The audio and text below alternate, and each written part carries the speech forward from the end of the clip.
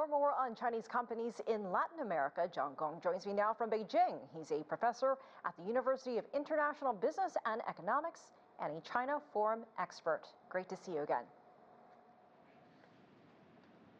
Thank you, Elaine.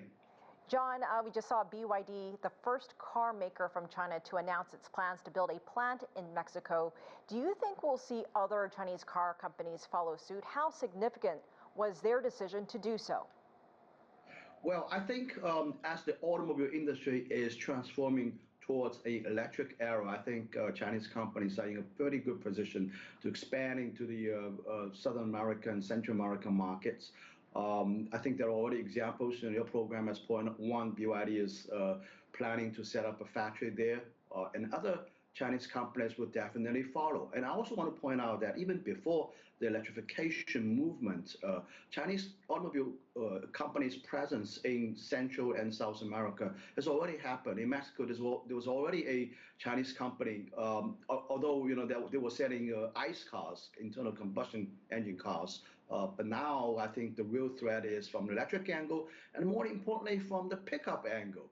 It's quite interesting to see that Chinese companies are venturing into the pickup space, which is not a very large market in China. Nevertheless, I think American manufacturers definitely have a lot to worry about because they're very good at manufacturing pickup trucks, and that's there where the profit is. So I can understand what Americans' perspective is coming from, and there's a reason to be concerned about.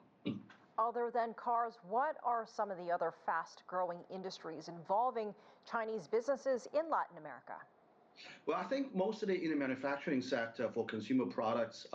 For example, the telecommunication products, Chinese companies are very successful in that market.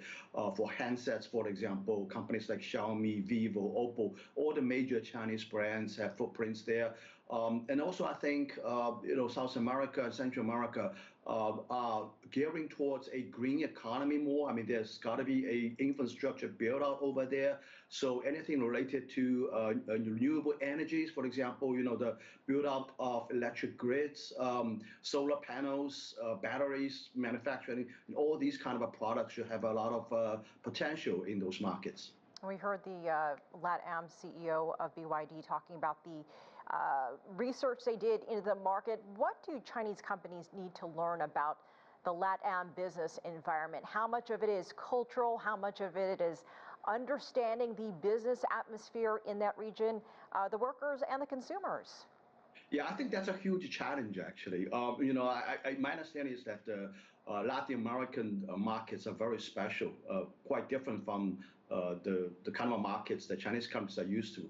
And there are cultural reasons. There are also other local characteristics that are very different. For example, the workforce operating in South America is very different from in China, for example. I've been to Brazil, and I have a taste myself how different it is. I think these are big challenges, and I think Chinese companies are still on the learning curve. It takes some time to learn, but I think ultimately they got to adapt. And be successful. There's no doubt in my mind that Chinese companies are fairly flexible, and they work very hard. And they tend to get along with the local customers, local vendors, and local clients very well. So I have a lot to expect, and I think it's a good thing to see these companies thriving in markets so much far away from China. Yeah, it's a growing market. How would you describe current trade ties between China and Latin American countries? For many of them, China is their largest trading partner. Yeah, so the trade between the two sides are booming. They're increasing on its own. But I think also want to point out another important factor. In the context of the China-U.S. competition, especially I think when we come to the Mexican market, I think it's undeniable that a lot of Chinese companies making investment in Mexico so as to bypass the high tariffs imposed on products imported directly from China into the U.S. market.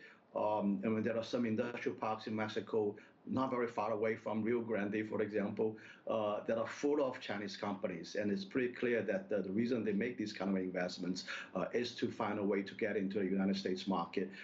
and tariff is a big reason for doing that. And after all, Mexico and the United States operate under the USMCA free trade agreement, and that affords a fairly low tariffs for products coming from Mexico, and certainly including Chinese products manufactured in Mexico. Always great to hear what you have to say about everything. Gong, thank you so much for joining us. Thank you. From Beijing.